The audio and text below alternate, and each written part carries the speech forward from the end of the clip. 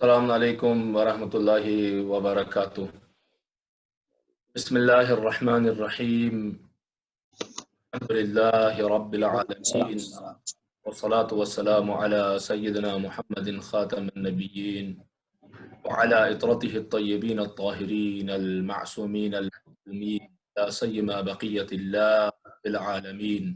صلی اللہ علی ولی امرک القائم المؤمل العدل المنتظر، حفه بملائكته المقربين وأيده بروح القدس يا رب العالمين.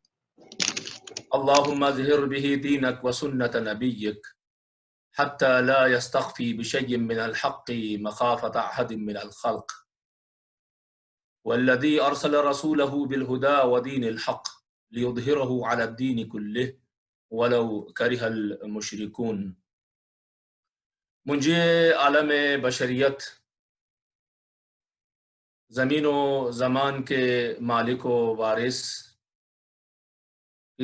جس کے ظہور کے انتظار میں نہ صرف انسان بلکہ کائنات کا ہر ذرہ ذرہ، زمین و آسمان، سیارے، چاند، سورج، جو انہی کی وجود کے برکت کی وجہ سے اپنے اپنے ذمہ داریوں کو ادا کر رہے ہیں، سب منتظر ہیں۔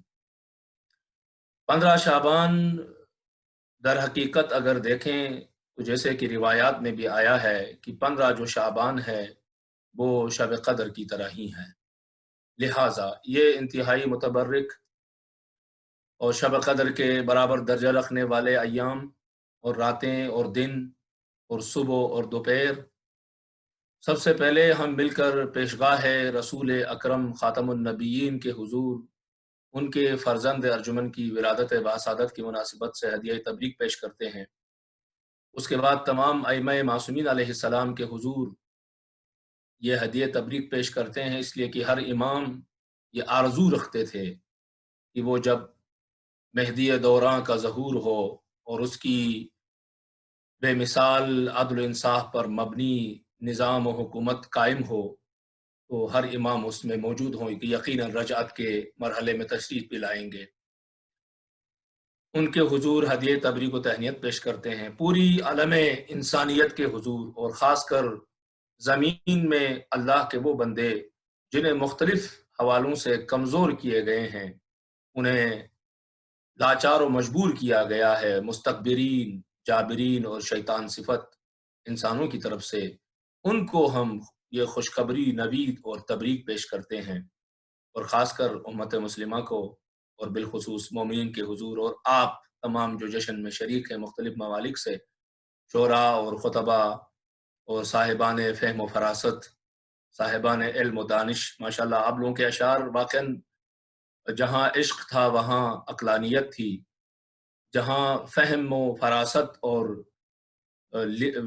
ولا اور محبت تھی، ایک کود پڑا آتش نمرود میں عشق تھا تو وہیں پر منطق تھی، دلیل تھی، فلسفہ تھا، عقل کے لیے جہاں پر خوراک اور غذا تھی وہاں پر فکر کے لیے تھی، وہاں پر اخلاق کے لیے تھی، وہاں پر کردار سے مخاطب ہوئے آپ نے، جہاں عقیدت میں اضافہ کیا وہاں کردار کی طرف اشارہ کیا، گویا کہ کمپلیٹ ایک موضوع اپنے اندر لے کے آپ لوگوں نے اشعار پڑھے۔ سب کے اشعار بہت اچھے تھے، خاص کر جو ہمارے شعراء تھے جو ہندوستان سے براہ راست یہ کر رہے تھے، بعض شعراء کو میں پہلی دفعہ سن رہا ہوں، ماشاءاللہ بہت ہی اعلیٰ اور معیاری اشعار تھے۔ وقت اب نہیں ہے، اگرچہ میرے پاس بھی کچھ اشعار آئے تھے شاعر جو ہے ندیم سرسوسی صاحب کے، لیکن ظاہر ہے اس کے لیے وقت نہیں ہے، تو تھوڑی سی چند عرائض آپ کی خدمت میں عرض کرتا ہوں اور آپ کی زحمتوں کو تمام کر دیتے ہیں۔ دیکھیں، سوال یہ ہے کہ فرمایا تو یہ ہے کہ یملأ الارض قسطا وعدلا کما ملئت ظلما وجورا، کہ جب آپ تشریف لائیں گے تو پوری کائنات کو عدل و انصاف سے بھر دیں گے۔ تو سوال یہ کھڑا ہوتا ہے کہ یہ عدل و انصاف کی بھرپائی کائنات کے اندر کیسے ممکن ہوگی؟ کیا صرف معجزاتی انداز اختیار کیا جائے گا، یا پھر جو ہے آخر کیا ایسی چیز ہوگی کہ جس کے بلبوتے پر امام عالی مقام پوری زمین کو عدل و انصاف سے بھر دیں گے؟ ہم جانتے ہیں کہ اس سے پہلے ہمارے 11 امام اور اس سے پہلے 1,24,000 پیغمبر اور خاتم حضرت ختم مرتبت کے وجود مبارک کے باوجود یہ نظام پوری دنیا پر نافذ نہ ہو سکا اور دنیا میں عدل و انصاف کا بول بالا نہ ہو سکا۔ اللہ کے بندوں پہ اللہ کا نظام، اللہ کی کتاب، اللہ کی بتائی ہوئی سنت الہیہ کا نفاذ نہ ہو سکا، تو آخر کون سی ایسی تبدیلی آنے والی ہے کہ جس تبدیلی کے نتیجے میں سرکار حضرت امام زمانہ اس نظام کو نافذ کریں گے؟ ظاہر ہے کہ یہ بحث کئی پہلو رکھتی ہے اپنے اندر، ہر پہلو کے اندر اس وقت اتنی گنجائش نہیں ہے کہ سیر حاصل بیس کیا جائے، لہٰذا ایک دو پہلو کو ہم ڈسکس کرتے ہیں۔ اگرچہ دنیا میں ایک حد تک یہ مشہور ہو چکا ہے کہ وہ ذوالفقار لے کے تشریف لائیں گے، اور خاص کر برصغیر کے اندر شاعر ہو یا خطیب، ہم جیسے ممبر پہ آنے والے طالب علم ہوں یا لکھاری، سب کا فوکس زیادہ تر اسی بات کے اوپر ہوتا ہے۔ اس سے ایک بات جو پرسپشن ایک کریڈ ہونے لگ گیا وہ یہ ہے کہ آپ کا ظہور گویا کی طاقت کے بلبوتے پر یہ نظام نافذ ہوگا۔ کیا حقیقت میں ایسا ہی ہے؟ جیسا کہ اس سے پہلے دو چیزوں کو بعض اوقات مجھ جیسے کم علم خطیبوں کی وجہ سے اس طرح ممبر سے بیان کیا گیا کہ وہ غلط تصور کی جڑ ہو گیا، یہ کہنے لگے اسلام دو چیزوں کے ذریعے پھیلا ہے، ایک اخلاق نبوی ہے اور دوسری جو ہے آغاز اسلام میں آپ کی زوجہ محترمہ ام المومنین حضرت خدیجۃ الکبریٰ کی دولت اور مال ہے، اور بعد کے مراحل میں جب جنگوں کا آغاز ہوتا ہے تو مولائے کائنات کی ذوالفقار ہے۔ اس طرح ہم نے جب پیش کیا تو جو غیر مسلمان تھے ان کے ذہن میں یہ ایک تصور پیدا ہوا کہ کیا اسلام طاقت اور پیسے کے بلبوتے پر پھیلا ہے؟ کیا اس دین اور اس میسیج کے اندر ایسی کوئی اٹریکشن چیز نہیں تھی، ایسی کوئی بات نہیں تھی کہ اس دین کے پھیلانے کے لیے پیسہ اور طاقت کو استعمال کرنا پڑا؟ حالانکہ یہ ایک الزام ہے، اس الزام کے ظاہر ہے کہ جہاں دشمنان دین کی شرارت ہے وہاں پر دینداروں کی بعض اوقات غلط طریقے سے، غلط انداز سے بعض چیزوں کو پیش کرنا ہے کہ جس سے دوسروں کے سامنے یہ ایک تصور پیدا ہو جائے کہ کہیں کہ اچھا بات یہ ہے، یہ تو وہیں کارل مارکس کے نظریات بن جائیں گے، یہ تو وہیں لینن اور وہیں ہیٹلر اور اس جیسے جتنے بھی دنیا میں میکیاویلسٹ سب سے بڑھ کر اس جیسے نظریات کے حامل لوگوں کی تھیوری بن جائے گی، نعوذ باللہ و نستجیر باللہ، جبکہ ایسا نہیں ہے۔ اور آج ہم کم و بیش، میں نہیں کہوں گا ہر جگہ ایسا ہے، لیکن کم و بیش اب بھی اشعار ہوں، آپ لوگوں کے بات نہیں ہو رہی، آپ لوگوں کے اشعار بہت عالی تھے، یقیناً اگر یہ ریکارڈنگ ہوئی ہے تو میں چاہوں گا کہ یہ سارے اشعار میرے پاس ہوں، اتنے بامعنی اور بامقصد اشعار تھے، بامقصد شاعری تھی، صرف الفاظ کے یہاں پر پیچ و خم نہیں تھے، بلکہ اس الفاظ کے پیچ و خم کے اندر وسیع مفہوم تھے۔ آپ لوگوں نے واقعاً جو ہے علمی سمندر کو کوزے میں تبدیل کر کے ہمارے سامنے پیش کیا تھا، یہی تو کمال شاعری ہے، یہی تو فرزدق کی جو تعریف ہے اس کی وجہ یہی ہے کہ وہ بڑی سے بڑی علمی گفتگو کو، پیغام کو، میسیج کو چند الفاظ میں خوبصورت پیرائے میں ڈال کے پیش کرتے ہیں، صرف الفاظ کے پیچ و خم نہیں ہوا کرتے یا ادبی قلابے نہیں ہوا کرتے۔ جزاکم اللہ خیر الجزا آپ سب کے لیے۔ تو لہٰذا جو ہے ضروری ہے کہ ہم اس چیز کی طرف توجہ دیں، کیا واقعاً امام کا ظہور ہوگا تو کائنات کے اندر امام میسیج دیں گے کہ آؤ دین کی طرف، جو قبول کریں گے ٹھیک، جو قبول نہیں کریں گے ان کی گردنیں کاٹ دی جائیں گی جیسے کہ کہا جاتا ہے؟ بالکل ایسا نہیں ہے۔ ایک ذہن میں یہ بات رہے کہ امام کے ظہور کا زمانہ اور امام کے اس وجود مبارک قرآن ناطق کی تشریف آوری سے جو سب سے پہلا کام ہوگا وہ انسانی عقل کا ارتقاء ہے، اور انسانی عقل کا ارتقاء کہاں تک؟ کمال تک۔ کمال عقل انسانی کا دور ہوگا۔ کمال عقل انسانی کا مطلب کیا ہے؟ کمال عقل انسانی یہ ہے کہ کھرے اور کھوٹے کی درست پہچان کریں گے انسان۔ یہ عقل عیار نہیں ہوگی کہ 100 بیس بدلے، عقل عیار ہے 100 بیس بدل دیتی ہے، یہ نہیں ہوگا۔ عقل جو ہوگی وہ عقل جو کہ حدیث میں کہا ما عبد بہ الرحمن واقتصبہ الجنان، یہ عقل وہ ہوگی جو وحی کے سائے میں، وحی کی گائیڈنس میں، وحی کی رہنمائی میں چلنے والی عقل ہوگی۔ اس لیے اپنی زندگی کے مسائل، چاہے ذاتی اور پرسنل زندگی ہو، یا ہماری سوشل زندگی ہو، چاہے ہماری پولیٹکس ہو یا اکانومک ہو یا ہماری تربیتی نظام ہو یا ایجوکیشن ہو، یہ ایک معیار یعنی کمال عقل الہی، میں یوں کہوں گا کمال عقل الہی، جو وحی الہی جو امام کی صورت میں ہمارے سامنے ہے، قرآن کی صورت میں ناطق و صامت کی شکل میں ہوں گی، اس رہنمائی میں جب عقل انسانی چلے گی تو اس وقت عقل انسانی خود بخود کھرے اور کھوٹے کی پہچان کرے گی اور قبول کرنے لگے گی۔ ہاں، اس عقل کے مقابلے میں جب شہوت رکاوٹ بن کر کھڑی ہو جائے، شہوت سے مراد کیا ہے؟ لالچ، ذاتی خواہشات، وہ تمام شیطانی صفات جو وجود انسانی کے اندر موجود ہیں، دبی رہتی ہیں، جنہیں ہم بھڑکاتے ہیں بیرونی عوامل یا اندرونی عوامل کے ذریعے، اگر وہ رکاوٹ بنیں گے تو تربیتی نظام اسے دور کرنے کی کوشش کرے گا۔ لیکن اگر شہوت بے لگام ہو جائے اور سرکش بن جائے تو یقیناً جب آخری نتیجے کے طور پر ذوالفقار علی بن ایام سے نکل آئے گی، اس میں کوئی شک نہیں ہے۔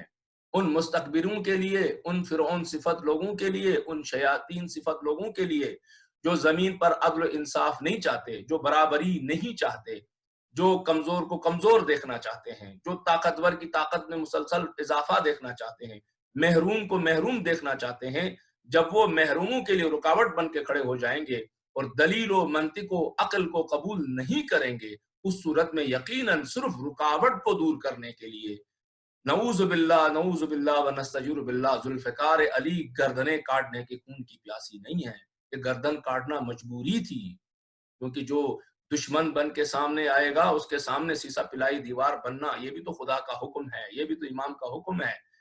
اگر تلوار اسلام نے اٹھایا ہے تو مجبوری کے عالم میں اٹھایا، اسی لیے آپ دیکھتے ہیں کہ اکثر جنگیں جو جتنی بھی ہیں وہ ڈیفینسیو قسم کی ہیں، نہ کہ جو ہے حملہ نہیں کیا اسلام نے ڈائریکٹ جا کر۔ بعد کے ادوار کو آپ اسلام اصیل کی طرف نہ ڈالیں، جو بنی عباس اور بنی امیہ اور اس کے بعد جتنے بھی ہمارے پاس سلاطین آئے ہیں مسلمان خلفاء اور حکمرانوں کے نام پر، ان کو آپ اسلام کے خاتے میں نہ ڈالیے۔ جنہوں نے بڑی فتوحات کے نعرے لگائے ہیں کہ ہم اسپین تک پہنچ گئے اور ہم ادھر تک پہنچ گئے، یہ آپ ان چیزوں کی اسلام کے خاتے میں نہ ڈالیں۔ وہ سلطنت کشائی تھی، وہ اپنے دائرے سلطنت کو پھیلا رہے تھے، نہ کہ کوئی اسلامی پیغام کو پھیلانا چاہتے تھے۔ اسلام کا پیغام طاقت کے ذریعے سے نہیں پھیلتا، قوت کے، اگرچہ اسلام کہتا ہے وَمَنِ اسْتَطَعْتُم مِّن قُوَّةٍ وَرَبَاطِ الْخَيْلِ تُرْهِبُونَ بِهِ عَدُوَّ اللَّهِ وَعَدُوَّكُمْ، طاقت حاصل کرو، لیکن کہتا ہے یہ طاقت کس لیے حاصل کریں؟ تُرْهِبُونَ بِهِ عَدُوَّ اللَّهِ، تاکہ جو خدا کا دشمن ہے وہ تمہاری اس طاقت کی وجہ سے دبا رہے۔ مطلب کیا؟ تاکہ خدا کے پیغام کو پہنچانے میں وہ رکاوٹیں کھڑی نہ کرے۔ کما کرنا ہدف نہیں ہے، گردنیں کاٹنا ہدف نہیں ہے، وہ رحمت للعالمین کے وسیع ہیں، خاتم الاوصیاء ہیں، جیسے کہ شعر میں بھی کہا جا رہا تھا، خاتم الاولیاء ہیں، خاتم الاوصیاء ہیں، خاتم الانبیاء کے وارث خاتم الاوصیاء ہیں۔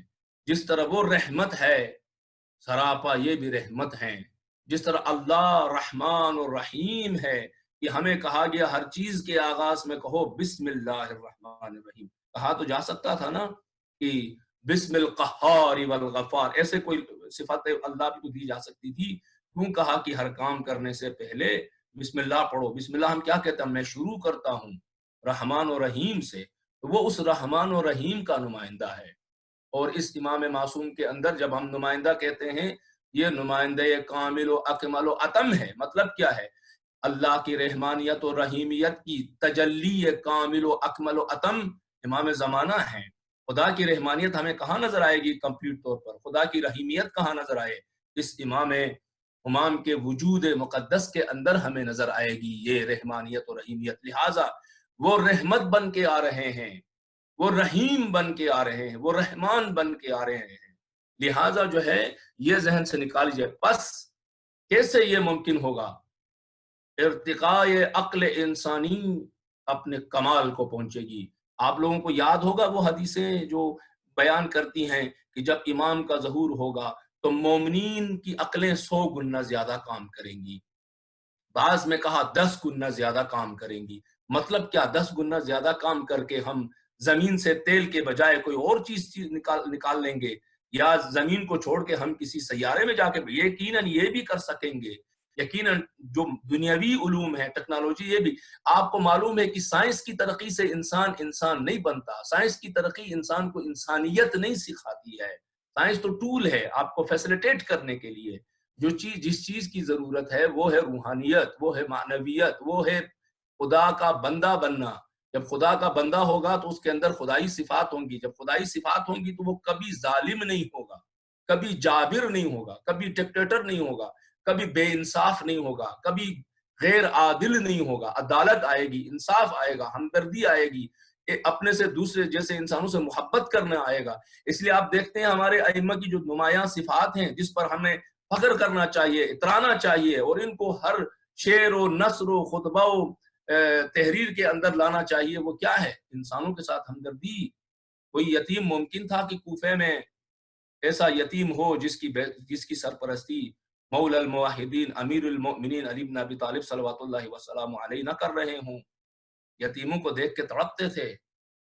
اس کے بعد امام حسن مجتبیٰ صلوات اللہ وسلام علیہ، دیگر تمام ائمہ آپ دیکھیں، چوتھے امام مانگنے والے کے ہاتھ میں صدقہ رکھ کر چومتے تھے، اعتراض کرنے پہ کہتے تھے قرآن پڑھو ان اللہ یاخذ الصدقات۔ اتنی ہمدردی، غلاموں کو پالتے تھے، جتنے اصحاب ہیں وہ سارے غلام تھے جن کو پالا۔ دیگر ائمہ کے ساتھ بھی اسی طرح ہے۔ تو آپ دیکھیں یہ وہ پیغام ہے، اس پیغام کے ساتھ آئیں گے۔ ارتقاء عقل انسانی کہاں تک؟ کمال عقل انسانی تک۔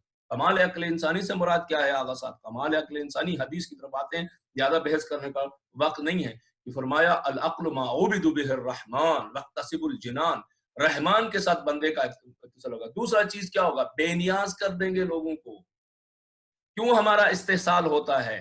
اس لیے ہوتا ہے کہ جب انسان ضرورتیں رکھتا ہے، ضرورتیں حاصل کرنے کے لیے، چاہے کوئی کسی بھی قسم کی ضرورتیں ہوں، مادی ہوں، فکری ہوں، علمی ہوں، تو جو ظالم ہوتے ہیں، جو جابر ہوتے ہیں، جو ایسے لوگ ہوتے ہیں جن کے دل میں خوف خدا نہیں ہوتا، انسانیت نہیں ہوتی جس کے اندر، آپ دیکھتے ہیں بہت سے ممالک جن میں انسانیت نہیں ہے آج، وہ آرام سے جاتے ہیں کسی بھی دوسرے ملک کے اندر، آرام سے بمبارمنٹ کرتے ہیں، شادیوں کے اوپر بھی کر لیتے ہیں، مسجدوں پہ بھی کر لیتے ہیں، عام جو ہے میٹنگوں کے اوپر بھی کر دیتے ہیں۔ یمن آپ کے سامنے ہے اگزامپل، عراق آپ کے سامنے ہے، افغانستان آپ کے سامنے، اور بھی چیزیں بہت سے ممالک ہو سکتے ہیں جہاں پر یہ ایگزامپلس آپ کو ملیں گی۔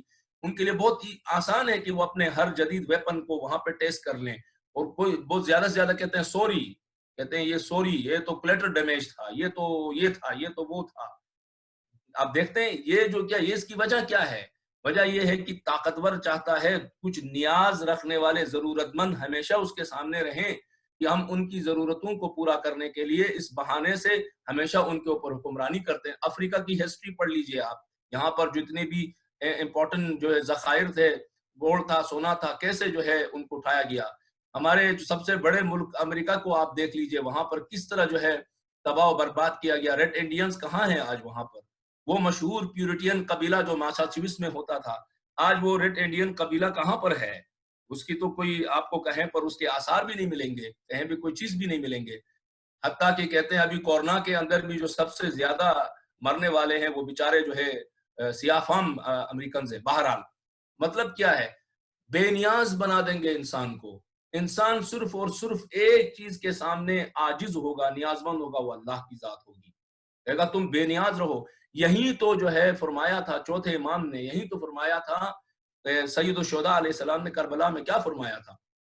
فرمایا تھا دیکھیں میرا جو سلوگن ہے وہ کیا ہے؟ لا تکن عبد غیرک قد خلق اللہ غرا، کسی کے غلام مت بنو۔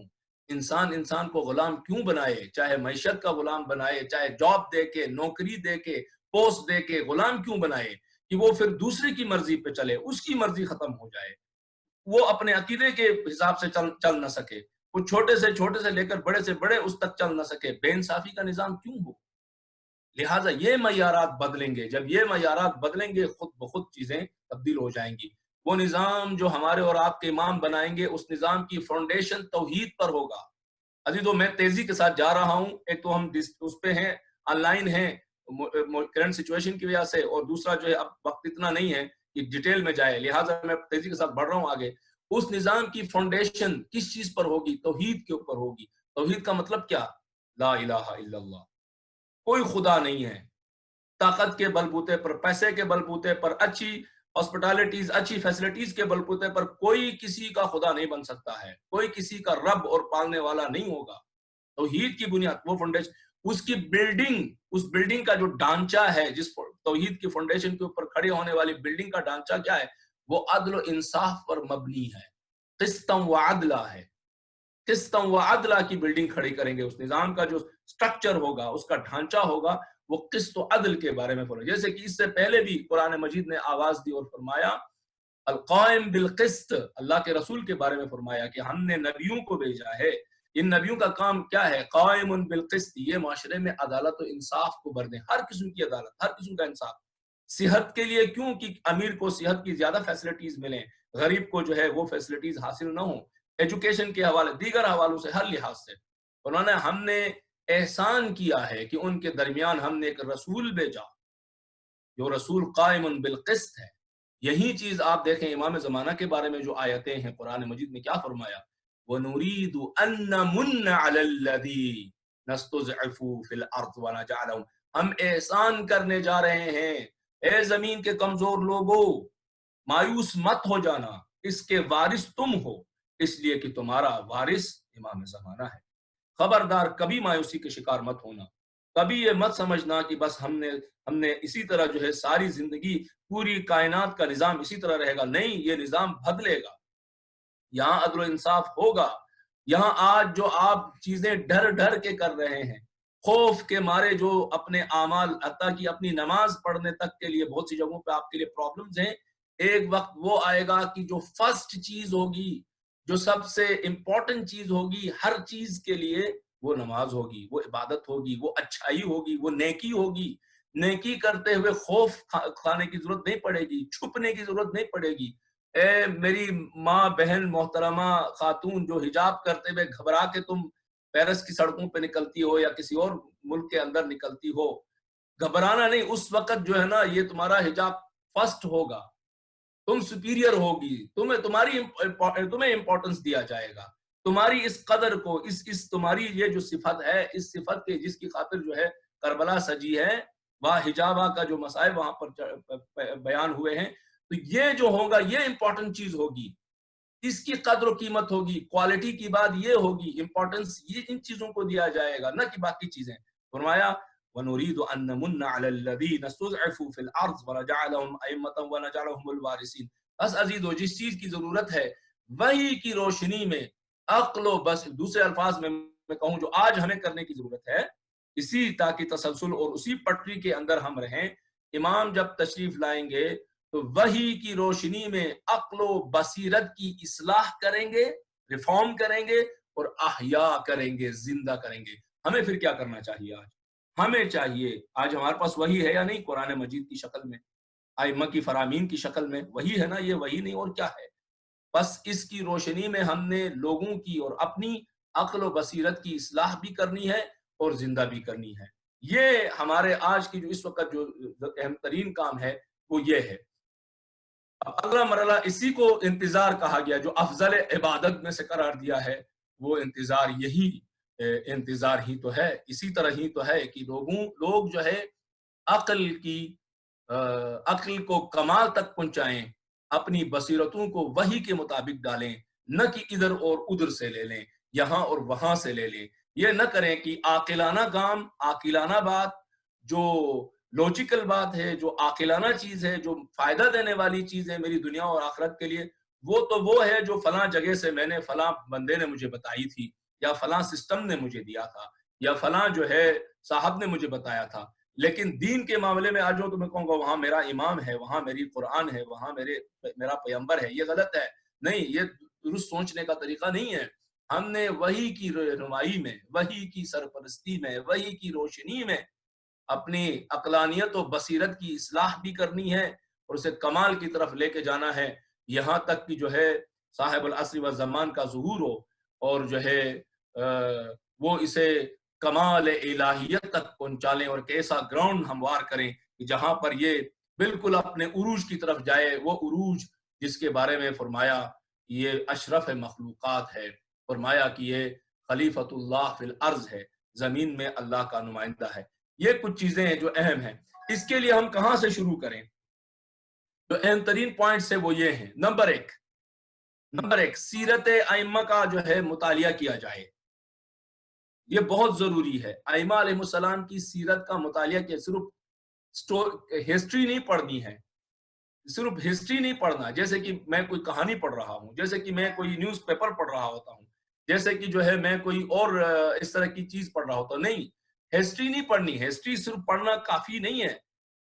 सीरत का तज्जियाती मुतालिया, एनालिसिस के साथ, तज्जिए के साथ, कि ऐसा क्यों किया इमाम ने, ये यहाँ से क्या चीज हमें मिलती है। नंबर एक, ये बहुत अहम है। दूसरी चीज, आपकी सीरत के बेहतरीन मुतालिए के लिए आपके फरामीन हैं, जो आपने जो एक मुख्तलिफ किताबों के अंदर इरशाद फरमाया, वो फरामीन, वो खुतबे, वो इरशादात जो अइम्मा अलैहिस्सलाम की शख्सियत और हमारे लिए हमारे दीन की रहनुमाई के तौर पर सामने आते हैं, उनका बेहतरीन और अच्छे तरीके से मुतालिया, ये बहुत ही अहम जरूरी है। और अपनी जिंदगी के मसाइल को उनके फरमोदात की रोशनी में हल करने की कोशिश करें। और हमेशा एक अटैचमेंट रखने की जरूरत है। इमोशनल अटैचमेंट इनफ नहीं है, इमोशनल अटैचमेंट बहुत जरूरी है, इंतहाई जरूरी है। इसके बगैर फिर खुश्क फलसफी कलाबे रहेंगे, खुश्क फलसफी बातें रहेंगी, मैथमेटिक्स की तरह हो जाएंगे हम लोग, फिजिक्स की तरह होकर रह जाएंगे। नहीं, इमोशनल चीजें बहुत जरूरी हैं, लेकिन इनफ नहीं है। हमारे बरसगीर के अंदर जो एक बड़ा मसला हमें नजर आता है वो ये है कि हम इमोशनल बहुत ज्यादा हैं। इश्क को मारिफत के साथ होना चाहिए, जैसे आपके अशार थे।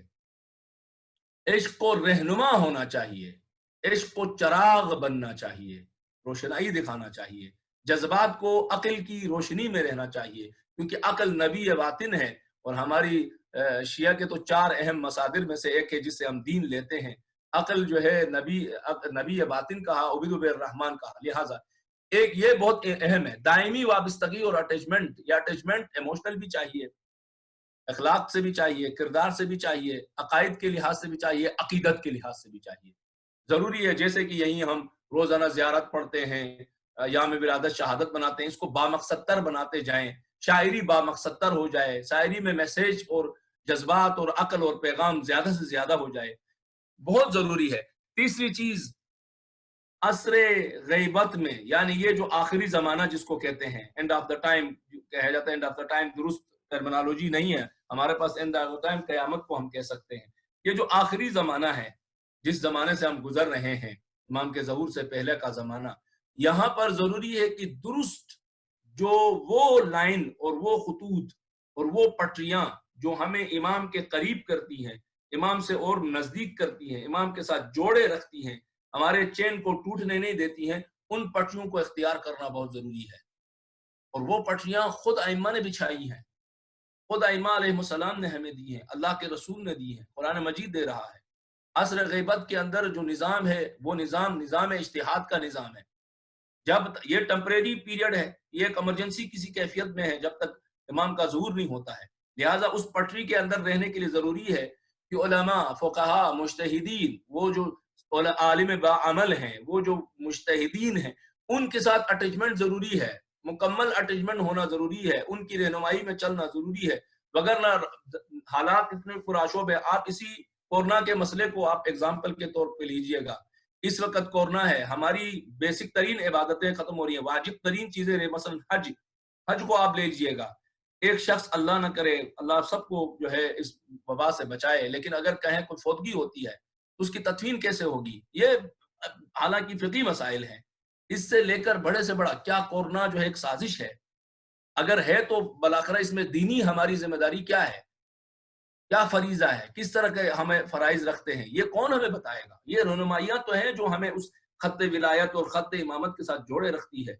लिहाजा ये बहुत जरूरी है इस पटरी के साथ जो है अटैच रहना। खुद को हमेशा ज़हूर के लिए तैयार, अपने बच्चों को तैयार कीजिए ज़हूर। जैसे अपने बच्चे को स्कूल के लिए सुबह तैयार करके भेजते हैं, उससे पहले अच्छा नहीं है कि बच्चे को दुआ इमाम ज़माना पढ़ाया जाए। बच्चे की वाबस्तगी स्कूल से पहले इमाम से कराया जाए। कहे बेटा सुबह हो गई है ना, हाँ अब दुआ इमाम ज़माना पढ़ो, तर्जुमा पढ़ो इसका, उसकी जबान में उसे समझा दें। कहें कि बेटा ये जहन में रखो, जो है ना हमारे इमाम हाजिर व नाजिर हैं, हमारे इमाम यानी गैब है, मतलब ये नहीं कि नहीं है, नऊजुबिल्लाह। तो कौल आयतुल्लाह जवाद मेहदी मौऊद मौजूद हैं, इस वक्त हैं यहीं पर, हाजिर व नाजिर हमें देख रहे हैं। لہٰذا اس سے پہلے بچے کو اسکول کی فکر جتنی بچے کے لیے کرتے ہیں اور چیزوں کے لیے ہم فکر کرتے ہیں، اس بچے کو ساتھ میں یہ سکھائیں، خود اپنے آپ کو سکھائیں۔ اسی لیے ہمیں دعائیں بتائی گئی ہیں، آپ دیکھیں ذرا مفاتیح الجنہ کو اٹھائیں، اس میں کیا لکھا ہے ہر روز صبح کون سی دعا ہے؟ دعائے احد۔ دعائے احد میں ہم کیا پڑھتے ہیں؟ یہی تو پڑھتے ہیں کہ میں عہد کرتا ہوں اے میرے امام، زندہ رہوں یا مر جاؤں دونوں حالتوں میں وعدہ کرتا ہوں، میں آپ کا منتظر ہوں۔ یہ بہت ضروری ہے عزیزو، یہ اٹیچمنٹ اب تو اور ضرورت بن رہی ہے، اور زمانہ پرآشوب ہوتا جا رہا ہے۔ ہم جو ہے اس آخری، جو عربی میں کہتے ہیں دقت الساعہ، اس آخری گھنٹی کے بجنے کے قریب ہیں، ہمیں نہیں پتا کتنا ٹائم لگنے والا ہے، لیکن محسوس ہو رہا ہے، دور سے ہمیں نور نظر آ رہا ہے، وہ عدل الہی کی روشنائی اور اس کی کرنیں دکھائی دینے لگی ہیں۔ علماء کرام کہتے ہیں، میری بات نہیں ہے یہ، علماء کرام جو اس ٹاپک کے اوپر جو مکمل دسترس رکھتے ہیں ان کا یہ کہنا ہے۔ تو لہٰذا عزیزو، اب تو بہت ضروری ہے خود کو، قو انفسکم واہلیکم نارا، اپنے اور اپنے اہل و عیال کو، اپنے عزیزوں کو، رشتہ داروں کو آگ کی آگ سے بچاؤ۔ یہ ضروری نہیں ہے کہ جہنم تک کی آگ کا انتظار کریں، اس دنیا میں بھی آگ بن سکتی ہے بہت سوں کے لیے، لہٰذا یہ ضروری ہے کہ تیار کرنا ظہور کے لیے، خود کو تیار کرنا۔ اب دیکھیں کہ ہم کتنی امپورٹنس امام کا ہماری زندگی میں ہے، ہماری اولاد کی زندگی میں ہم کتنی امپورٹنس پیدا کرتے ہیں، یہ بہت ضروری ہے۔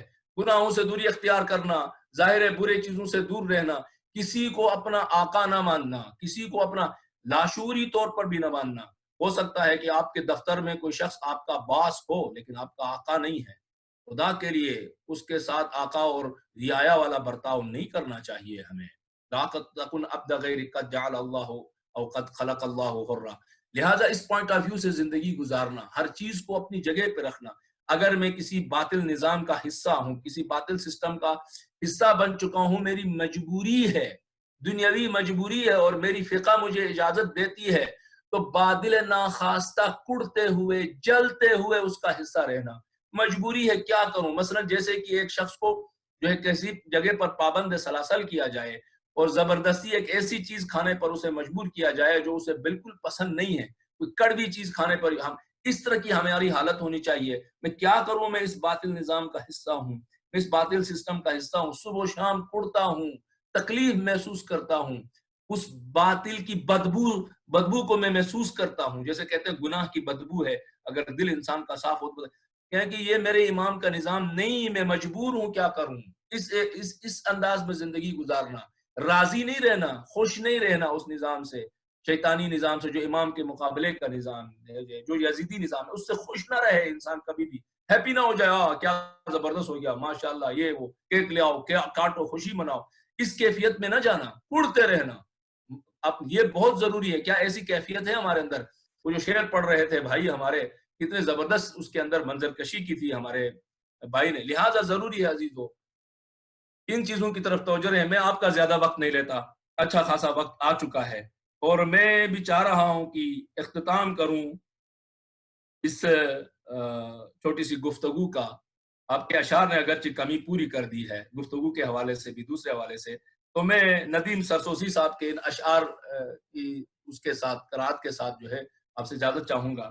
وہ فرماتے ہیں، روز و شب دم میری الفت کا بھرا کرتے ہو، روز و شب دم میری الفت کا بھرا کرتے ہو، حال دل اپنا عریضے میں لکھا کرتے ہو، میرے اجداد کا ماتم بھی بپا کرتے ہو، یہ بھی سچ ہے، میرے آنے کی دعا کرتے ہو، پھر بھی اعمال میں اخلاص نمایاں ہی نہیں، پھر بھی اعمال میں اخلاص نمایاں ہی نہیں، درمیاں تم میں کوئی بوذر و سلما بھی نہیں۔ دیکھیں، یہ بیان کرنے کا مطلب مایوسی کا شکار ہونا نہیں ہے، یہ تذکر ہے، ذکر فإن الذکر تنفع للمؤمنین۔ ہم خود کو، میں سب سے پہلے خود کو تذکر دے رہا ہوں، اس کے بعد دوسروں کے لیے۔ مایوسی کا شکار ہونا، الحمدللہ اب سب جو ہے بہت اچھے مومنین ہیں، باعمل ہیں، یہ آپ کی گفتار اور آپ کے اشعار سے ریفلیکٹ ہوتا ہے، آپ کی یہاں موجودگی اس بات کو نمایاں کرتی ہے، یہ تذکر ہے۔ فرماتے ہیں، دل سے لبیک کہا ہو تو کوئی بات نہیں، دل سے لبیک کہا ہو تو کوئی بات بنے، دل سے لبیک کہا ہو تو کوئی بات بنے، خون اشکوں میں ملا ہو تو کوئی بات بنے، قرض غیبت کا ادا ہو تو کوئی بات بنے، مثل حر محو بکا ہو تو کوئی بات بنے، فاصلے چند ہی لمحوں میں سمٹ سکتے ہیں، فاصلے चंद ही लम्हों में सिमट सकते हैं, तुम अगर चाहो तो हम आज पलट सकते हैं, तुम अगर चाहो तो हम आज पलट सकते हैं, दिल जला देते हैं नुसरत के ज़बानी दावे। परवरदिगारा, हमें उन दावों से माफ़ फरमा जो दिल से नहीं निकलते हों। नुसरत के जो दावे हमारे दिल से नहीं निकलते हों, उन दावे और इस तरह के झूठे दावों पे परवरदिगारा हमें माफ़ी अता फरमा।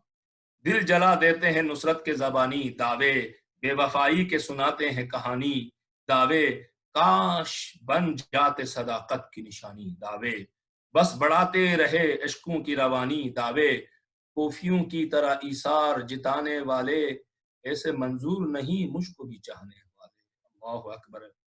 अल्लाह न करे कि हम इनमें शामिल हों। सबकी आंखें हैं खुली पर कोई बेदार नहीं, सबकी आंखें हैं खुली पर कोई बेदार नहीं, 313 सिपाही मेरे तैयार नहीं, मैं वो यूसुफ हूं कोई जिसका खरीदार नहीं, मैं वो यूसुफ हूं कोई जिसका खरीदार नहीं, इतना तन्हा तो किसी कौम का सरदार नहीं। सलामुल्लाहि अलैका या साहिब अल असरी वज़ ज़मान, इतना तन्हा तो किसी कौम का सरदार नहीं, जो गुजरती है मेरे दिल पे सुनाऊं कैसे, जो गुजरती है मेरे दिल पे सुनाऊं कैसे, तुम मुझे खुद ही बता दो कि मैं आऊं कैसे। मारिफत जर्रा बराबर नहीं तुम लोगों में, मेरे अल्लाह का कुछ डर नहीं तुम लोगों में, कोई मैसम सा सुखनवर नहीं तुम लोगों में, मेरा नासिर मेरा लश्कर नहीं तुम लोगों में, सोच कर बोझ ही बढ़ता है परेशानी का। आपने सुना होगा कि हर जुमे के दिन हमारे नामे अमाल इमाम के हुजूर जाते हैं और कहते हैं कि जब इमाम देखता है कि उसका कोई मानने वाला गलत किसी चीज में मुब्तला है तो कहते इतने दुखी हो जाते हैं कि आपकी चश्मे मुबारक आंसू से तर हो जाती हैं, गिरिया करने लगते हैं। सोचकर बोझ ही बढ़ता है परेशानी का, हक अदा कैसे करोगे मेरी मेहमानी का, बात इतनी सी है कुरान से बेजार हो तुम। अफसोस होता है बाज़ औक़ात ऐसे मोमिन मिलते हैं जो माशाल्लाह बड़े पढ़े लिखे होते हैं, अच्छी डिग्रियां होती हैं, प्रोफेशनल होते हैं, कुरान की एक आयत देख के पढ़ नहीं सकते। ये अफसोस की बात है। बात इतनी सी है कुरान से बेजार हो तुम, मेरे होते हुए औरों के तरफदार हो तुम, और निज़ामों के और सिस्टमों के अल अजल कहते हो, अल अजल कहते तो हो, पर कहाँ तैयार हो तुम, खुद ही बतलाओ मेरे कैसे मददगार हो तुम।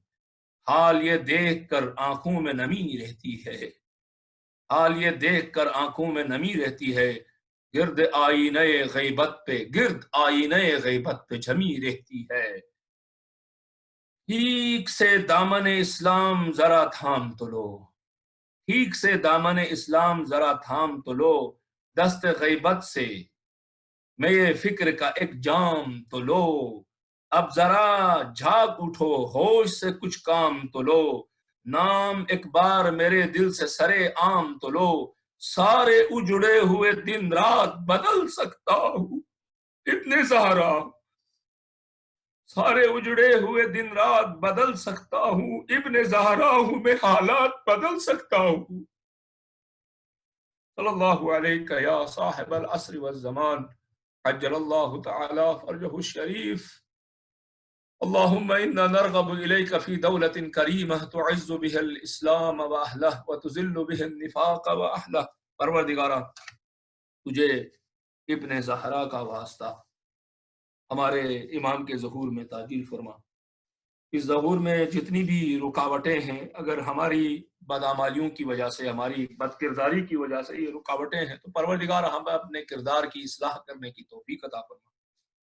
परवरदिगारा, मशरिक़ व मग़रिब में तेरे बंदे इस वबा की वजह से परेशान हैं। परवरदिगारा, अपने बंदों पर रहम करके इस वबा को दूर फरमा। खासकर उम्मत मुस्लिमा मोमिनीन कराम जहाँ कहीं पर भी बसते हैं, परवरदिगारा इस वबा से उन सबको अपने हिफ्ज़ व अमान में जगह अता फरमा।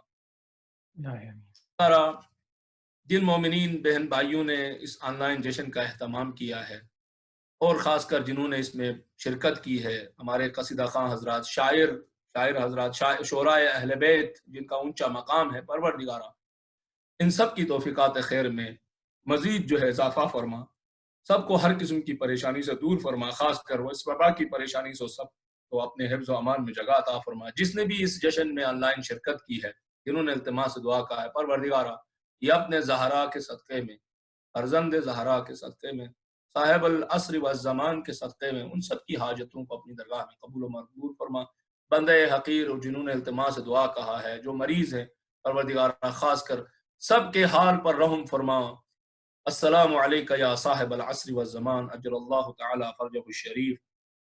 اللہم کن لولیک الحجۃ ابن الحسن صلواتک علیہ وعلی آبائہ فی هذه الساعة وفي كل ساعة وليا وحافظا وقائدا وناصرا ودليلا وعينا حتى تسكنه أرضك طوعا وتمتعه فيها طويلا برحمتك يا أرحم الراحمين۔ صلوات پر محمد وآل اللہم صلی علی محمد وآل محمد۔ جزاک اللہ، شکریہ بہت بہت۔ ایک درخواست ہے میرے دوست کی طرف سے آئی ہے، سکلین، جو لوگ جنیوا میں ہیں اس کو جانتے بھی ہیں۔ اس کی دوست کی بیٹی کا انتقال ہوا ہے پریگننسی کے دوران 40th ویک میں، تو ایک سورہ فاتحہ کی گزارش ہے مرحومہ سکینہ معصومہ داتو کے لیے۔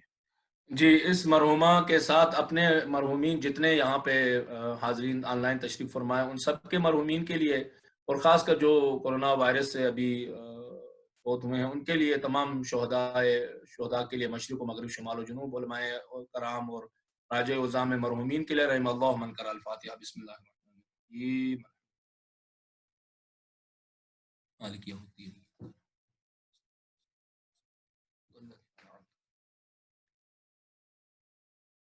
اللهم اغفرهم واجعلهم في اعلى عليين واحشرهم على ائمة الهداة الطيبين الطاهرين برحمتك يا ارحم الراحمين۔ اللهم صل على محمد وآل محمد وعجل فرجهم۔